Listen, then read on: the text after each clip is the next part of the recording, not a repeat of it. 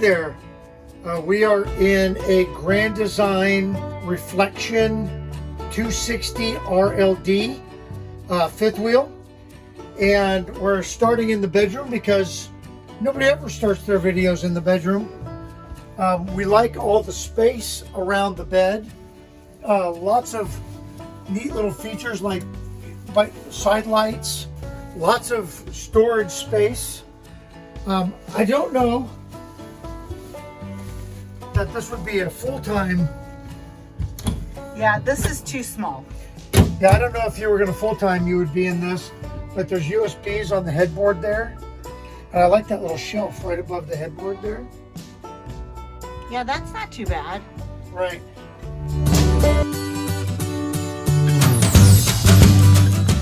Welcome back to the Happy Place Diaries. I'm Teresa. And I'm Jerry. And we are the channel that helps you get the most out of your RV. And today, we're going to be talking about getting our next RV. So recently, and if you haven't seen the video, we'll go ahead and pop it up here. We went looking for perhaps our next RV. And the nice thing about going on a trip to an RV dealer or an RV show is you can develop for yourself those things that are the must-haves, the don't needs, and the that might be nice, but you could take it or leave it list. And that's what we're going to share with you in this episode. So let's jump right in, Therese. Okay, Jer. All right, what was one thing that you said you must have? Well, I think we both agreed that no matter what is on the inside, just starting with the outside, it has to be at least as big as the trailer we have now, if not bigger. So at least 32 feet, 32 and a half feet. Yep, that was mine too. I would like something maybe 35-ish feet, but we'll see. Right.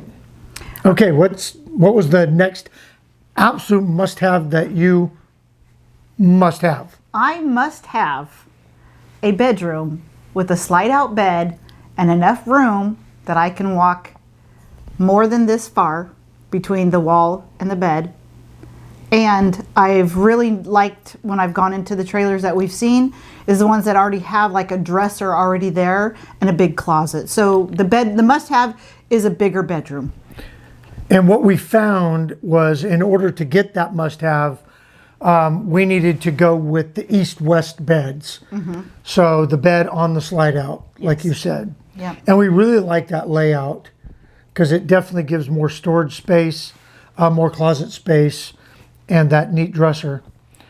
Okay, what's another one for you? Well, one thing for me that we've grown to love in our current trailer is once we got rid of the sofa bed and put the rocker recliners in there. So that's really a must-have for me, is the rocker recliners in the living space. I like those too. Those, if I had to do it all over and we could do our whole trailer now, that's what I would have put in.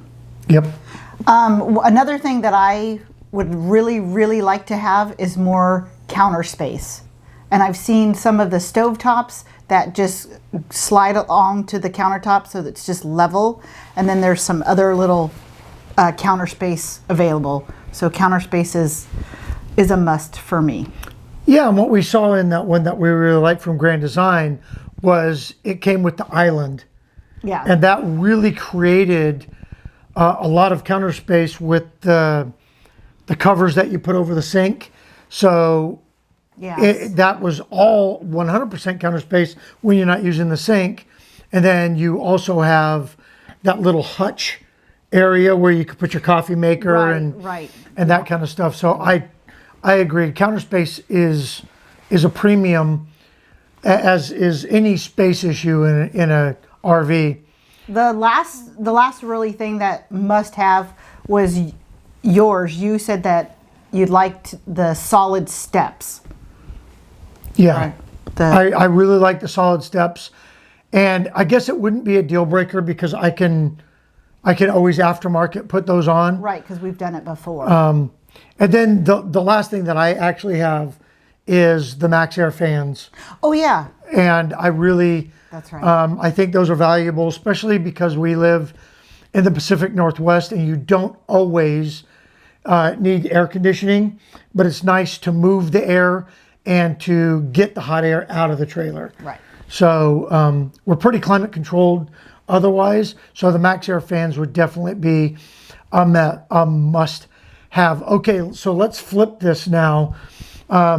And you are the master at this, walking into a rig and knowing exactly what you don't, I'm not going to use the word hate, No, it's but what I what don't you like. absolutely don't need Don't like. in an RV. I don't like it being short, just because if I'm going to be in this for a lifetime, I want my space. I want enough room for Jerry to go and do his editing, and I can go watch TV, or I can go read my book, or play my games on my iPad. I do not want anything less than 30 feet, like I said before. I'm not too keen on the dinette booths now. Since we took ours out and put in the table, it's worked. I love it because the 6 of us, when we go camping, we can sit around our table and play games, or we can just push it up to the side and eat. And that totally goes with the space issue Right. of being a shorter trailer or a shorter fifth wheel or whatever the rig is. We like to kind of be the Hostess. the hosts, and it's nice because then when you're done playing games or socializing or whatever, everybody else has to leave and you get to just go Not to bed. that they have to walk very far. They gotta go next door. Everybody has to get out. No, So that is nice. that is nice. Another thing that I won't have are those little sofa couches that make out to a bed. Totally uncomfortable. I'd rather just not even start with that and get 2 more recliners and put that in. And I've never been in aside from some of like the big coaches, I've never been on one of those that was comfortable. Yeah, you always get that bar thing, especially if there's 3 of you sitting there, or when you're Yeah. laying down, when you pull it out to be a bed, and there's that bar, and it's just uncomfortable. So. Yeah, it's never good.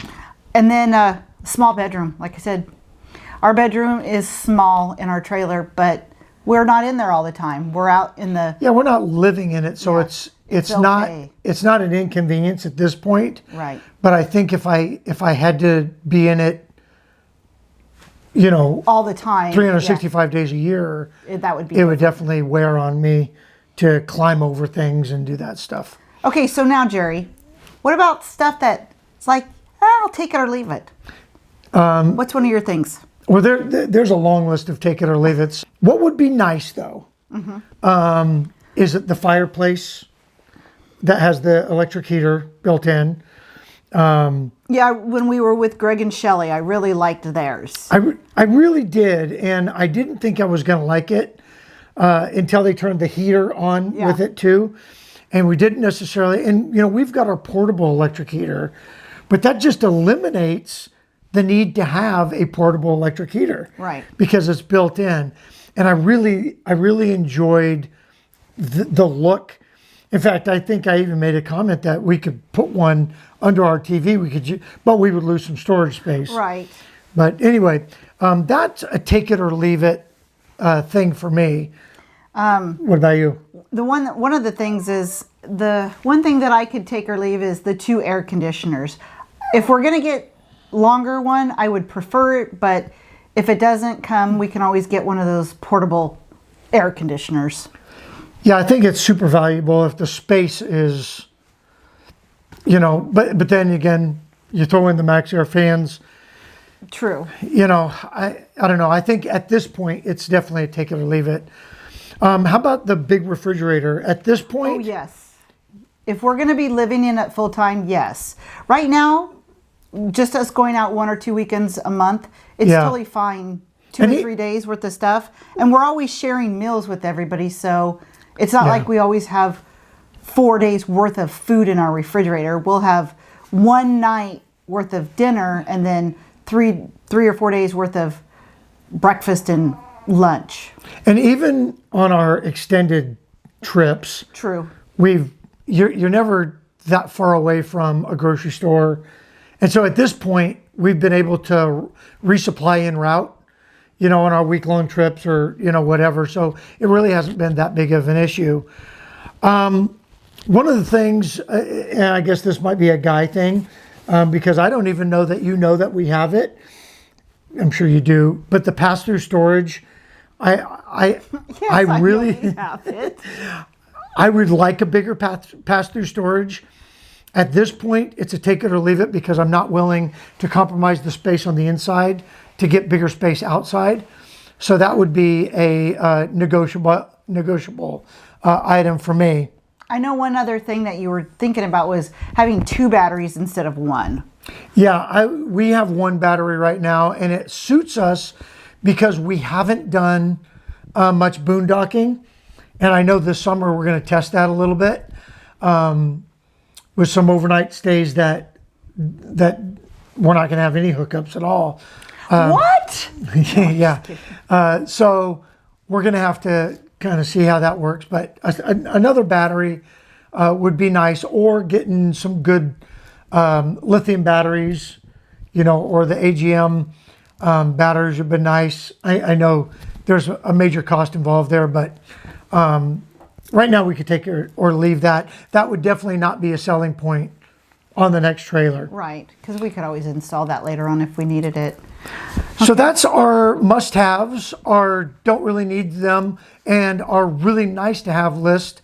What are some things that you absolutely have to have, on your next rig or in the rig that you're currently in, and things that you absolutely don't need, or things that would be really nice to have? We'd really like to know. Go ahead and drop those in the comment section below, and we'll share those with our RVing neighborhood here on YouTube.